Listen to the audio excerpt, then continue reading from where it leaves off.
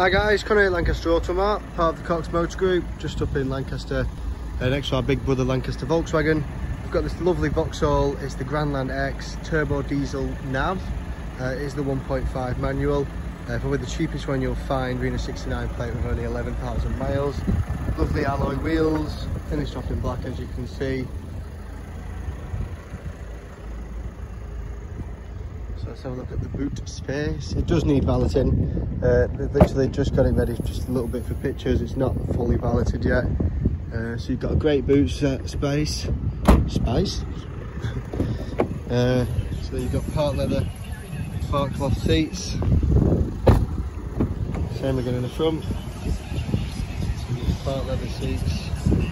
Let's get inside. Turn that down. Turn that down. So it's done 11,319 miles.